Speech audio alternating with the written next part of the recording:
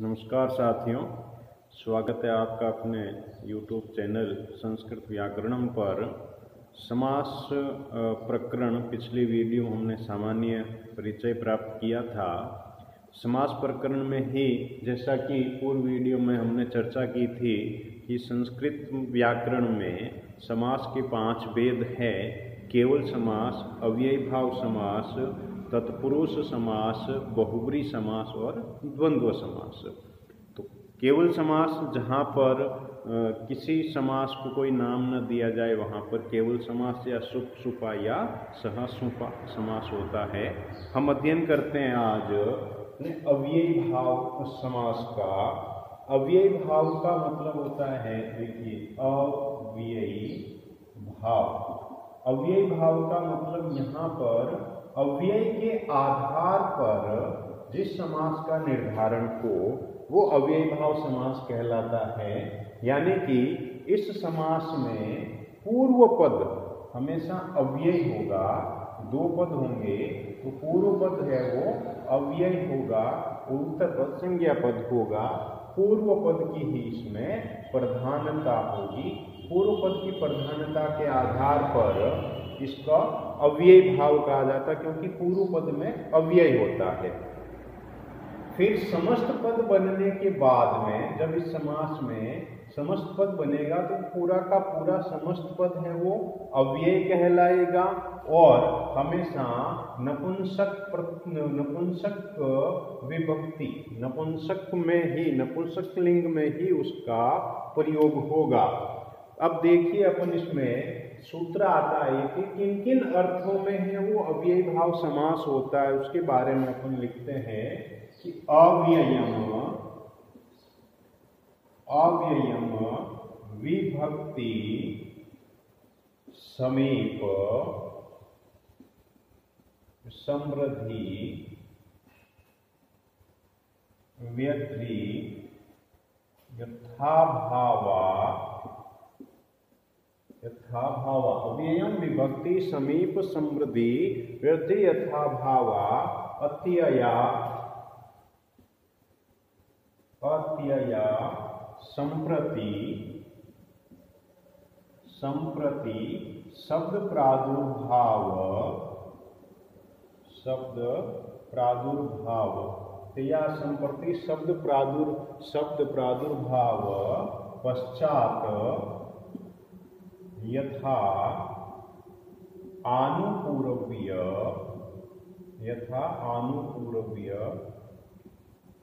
योगपद्य। संप्रति शब्द प्रादुर्भाव पश्चात यथा अनुपूर्व्य योगपद्य सादृश्य। संप्रति शब्द प्रादुर्भाव पश्चात यथा अनुपूर्व्य योगपद्य सादृश्य साकल्यांत वचनेषु। ये अव्ययी भाव का एक सूत्र है। इस सूत्र के आधार पर है वो अव्ययी भाव समास हो जाता है। यहाँ देखिए 16 अर्थों में है वो अव्ययी भाव समास को बताया गया है।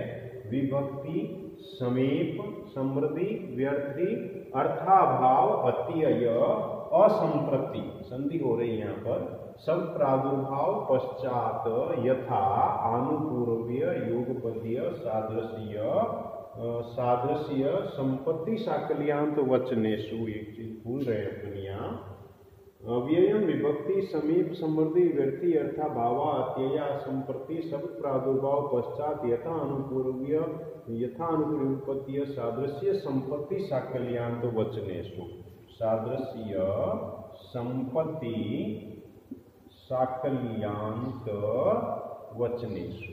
अब इसमें देखिए अपने 16 अर्थ हैं। 1, 2, 3, 4, 5, 6, 7, 8, 9, 10, 11, 12, 13, 14, 15 और 16। अब देखिए यहाँ पर पहला अर्थ आता विभक्ति, यानी विभक्ति अर्थ में अव्ययम, अव्यय समास होता है। विभक्ति, विभक्ति अर्थ में, समीप निकटता अर्थ में, समीप अर्थ में, समृद्धि, समृद्धि का मतलब किसी की समृद्धि बतानी हो तो उस अर्थ में, व्यर्द्री, व्यर्द्री का मतलब है दरिद्रता या निराश, विनाश, दरिद्रता या विनाश, इस अर्थ में। अर्थाभाव का मतलब है किसी वस्तु का अभाव, जैसे मक्षिकाणाम अभाव निर्मक्षिकम, इस तरह से। फिर आता है अत्यय। देखिए अत्यय, अत्यय का अर्थ है समाप्ति, अंत। अत्यय का मतलब समाप्ति या विनाश। उसके बाद में आ जाता असंप्रति। असंप्रति का मतलब है इस समय उचित नहीं है या अनौचित्य, इस समय उचित नहीं है या अनौचित्य, इसका अर्थ हो जाएगा। उसके बाद में आता है शब्द प्रादुर्भाव, यानी शब्द की प्रकाशता। हरि शब्द से प्रकाश, इस प्रकार से शब्द की प्रकाशता। पश्चात, पश्चात में आता है बाद में, पश्चात का बाद में क्रम से। अनुपूर्वीय, यथा, यथा, यथा यानी यथा का शाब्दिक अर्थ होता है जैसा। अब यथा है वो चार अर्थों में प्रयुक्त होता है।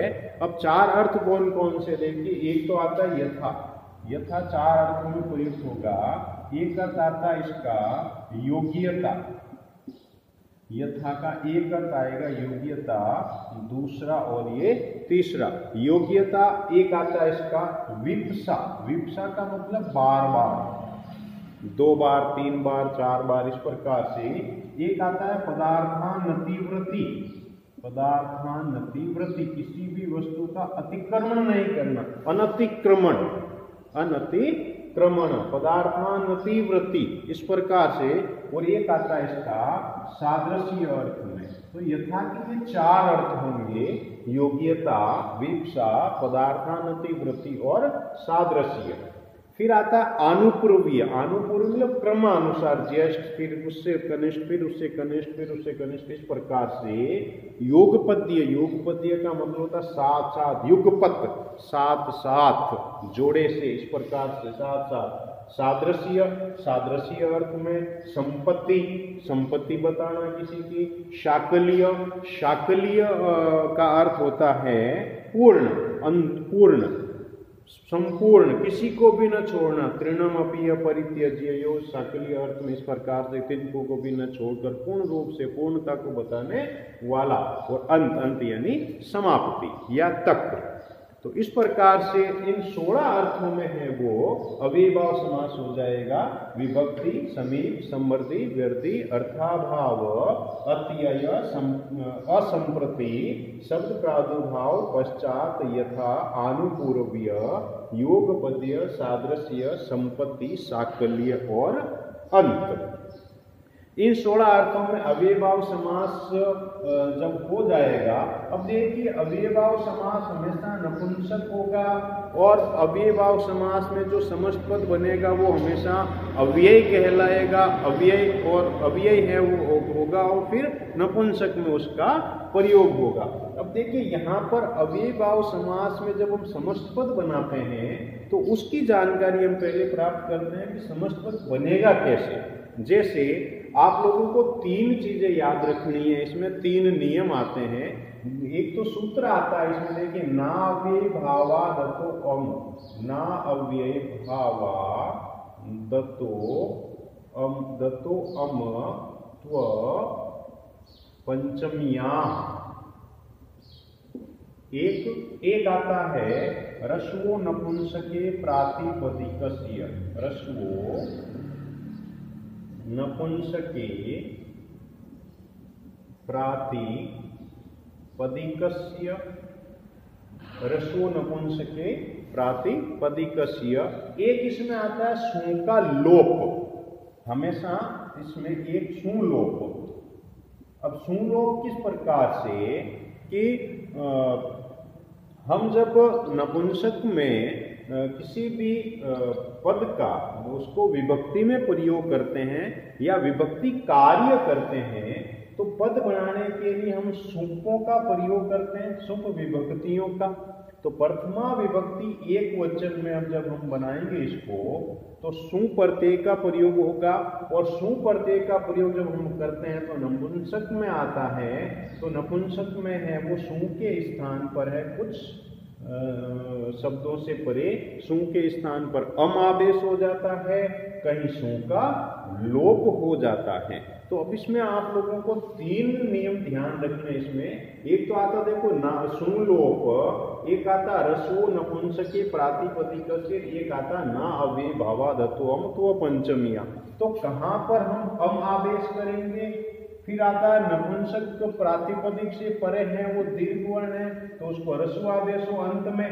तो कहाँ पर ह्रस्व आदेश करेंगे और कहाँ पर सू का लोप करेंगे। अब देखिए अपन यहाँ पर ये नियम लागू करते हैं कि यदि पहला, यदि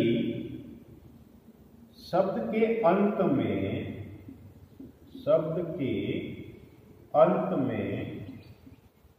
ह्रस्व अ हो, यदि शब्द के अंत में ह्रस्व अ हो तो यहां पर सू के स्थान पर क्या आदेश हो जाएगा? अम आदेश हो जाएगा।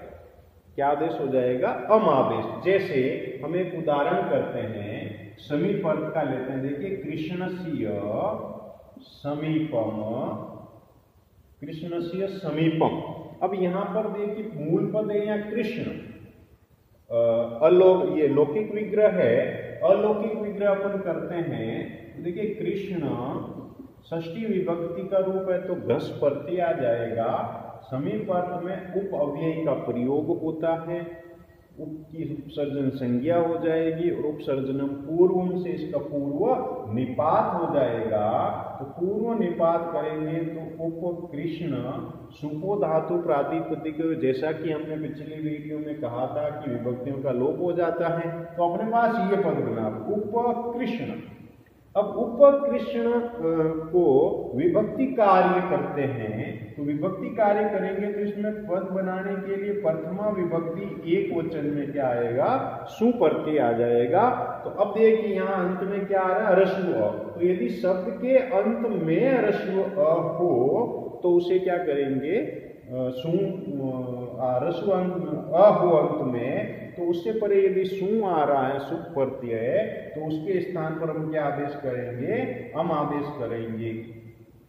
अम आदेश हो जाएगा। तो अम आदेश करेंगे तो अपने पास अब देखिए ये रूप बनेगा उप कृष्ण प्लस अम, उप कृष्ण प्लस अम। यहां फिर अब अमी पूर्व या तो गुणे तो सूत्र आएगा अमी पूर्व, तो पूर्व रूप आदेश करेंगे अपन। तो पूर्व रूप करेंगे तो उप कृष्णम, ये रूप बन जाएगा। तो ये ध्यान रखना आपने, ह्रस्व अ अंत में हो तो अम करके, या ह्रस्व अ अंत में हो तो सीधा सा ये रखें कि ह्रस्व अ आ रहा है तो अंत में हलंत में म जोड़ देंगे, म हलंत जोड़ देंगे तो कृष्णम इस प्रकार से बन जाएगा। अब देखिए दूसरा नियम, दूसरा ये कह रहा है कि यदि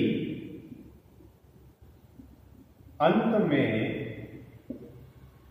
दीर्घ वर्ण हो, यदि अंत में ह्रस्व अ के अतिरिक्त कोई भी वर्ण हो, ह्रस्व अ के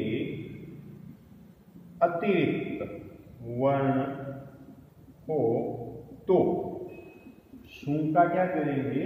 लोप करेंगे। सू का क्या हो जाएगा? लोप हो जाएगा। इसके अलावा यदि कोई अन्य वर्ण आ रहा हो तो अपन क्या करेंगे? सू का लोप कर देंगे। जैसे हरव इति, हरव इति विभक्ति अर्थ में आता है ये हरव इति। तो यहां पर मूल पद देखिए हरि सप्तमी विभक्ति का रूप आ रहा है, तो सप्तमी विभक्ति में घी प्रत्यय आता है एक वचन में, और फिर इसमें अधि अव्यय, अव्यय का पूर्व निपात करते हैं और विभक्ति का लोप करते हैं घी का, तो अधि हरि। तो अब देखिए यहाँ पर, अब अपन जब सू करेंगे यहाँ, तो सू करेंगे अपन को इससे परे। अब देखिए ह्रस्व अ के अलावा ई आ रहा है यहाँ पर, तो ई आ रहा है तो इसको क्या करेंगे अपन? सू का लोप करेंगे, यानी इससे परे कुछ भी नहीं जुड़ेगा। अधि हरि यही रूप रहेगा इसमें। फिर उसके बाद में तीसरा देखिए अपने ह्रस्व नपुंसक प्रातिपदिक से जो अपन कर रहे थे वो उसमें कि यदि अंत में दीर्घ वर्ण हो, यदि अंत में दीर्घ वर्ण हो तो उसे ह्रस्व कर देंगे। अब देखिए यदि अंत में दीर्घ वर्ण हो तो उसे ह्रस्व कर देंगे। तो दीर्घ वर्ण हो तो ह्रस्व करेंगे और ह्रस्व करने के बाद में उपरोक्त दोनों नियमों में जो लागू होगा वो हो जाएगा। अब ह्रस्व करने के बाद में यदि अंत में अ आ जाता है ह्रस्व तो सू के स्थान पर अम करेंगे, और यदि ह्रस्व अ नहीं आता है तो सू का लोप करेंगे। जैसे मक्षिकाणाम अभावः, मक्षिकाणाम अभावः, मक्षिकाणाम अभाव, अभाव अर्थ में करते हैं अपन। तो देखिए इसमें मक्षिका षष्ठी विभक्ति बहुवचन का रूप आ रहा है आम, ठीक है। फिर उसके बाद में निरअव्ययी का प्रयोग हो जाएगा। इसमें अव्यय का पूर्व निपात करते हैं तो ये रूप बनेगा इसमें निर्मक्षिका, निर्मक्षिका। अब देखिए यहां पर क्या आ रहा है, दीर्घ वर्ण आ रहा है। दीर्घ वर्ण में क्या आ रहा है, आ रहा है। तो दीर्घ आ रहा है तो यदि अंत में दीर्घ वर्ण हो तो उसे ह्रस्व कर देंगे। तो यहां पर आ को हम ह्रस्व करते हैं, तो आ को ह्रस्व करेंगे तो अपने पास क्या रूप बन जाएगा, निर्मक्षिक। अब देखिए अंत में क्या हो गया, ह्रस्व अ हो गया, तो ह्रस्व अ हो गया तो अपना नियम संख्या 1 सू के स्थान पर अम करेंगे, तो अम करेंगे तो अपने अंत में इस प्रकार से म हलंत जुड़ जाएगा, निर्मक्षिक। तो अव्ययीभाव समास में हम जो भी उदाहरण करेंगे तो विशेष तौर से बस ये 3 नियम ध्यान रखने हैं। इन 3 नियमों के आधार पर पहला यही कि यदि अंत में ह्रस्व अ हो तो अंत में म हलंत जोड़ दें सीधा सा, और यदि अंत में ह्रस्व अ के अतिरिक्त अन्य कोई भी वर्ण हो तो सू का लोप कर दो, और यदि अंत में दीर्घ वर्ण आ रहा हो तो पहले उसे ह्रस्व करेंगे, उसके बाद में यदि ह्रस्व अ हो जाता है ह्रस्व करने के बाद में तीसरे नियम के अनुसार तो पहला नियम लागू कर देंगे, म हलंत जोड़ देंगे। और तीसरे नियम में दीर्घ वर्ण आ रहा है ह्रस्व करने के बाद में ह्रस्व अ नहीं होता है, कोई अन्य वर्ण हो जाता है, तो अपन क्या करेंगे, सू का लोप करेंगे, उससे परे कुछ भी नहीं जोड़ा जाएगा। तो इन 3 नियमों के आधार पर अपना पूरा अव्ययीभाव समास चलेगा। तो अगले वीडियो में हम एक विभक्ति जो 16 अर्थों में अभी अपन ने लिखा था अव्ययीभाव समास, तो एक अर्थ में हम इन अव्ययीभाव समास के उदाहरण इन 3 नियमों के आधार पर हम पूरे अव्ययीभाव समास के जो उदाहरण हैं वो इन 16 अर्थों में कौन कौन से आते हैं। फिर नदीवाचक शब्द जो आते हैं उनमें भी अव्ययीभाव समास हो जाता है, तो किस प्रकार से होगा वो हम अगले वीडियो में फिर से अव्ययीभाव समास के साथ मिलेंगे। तब तक के लिए नमस्कार, जय संस्कृत।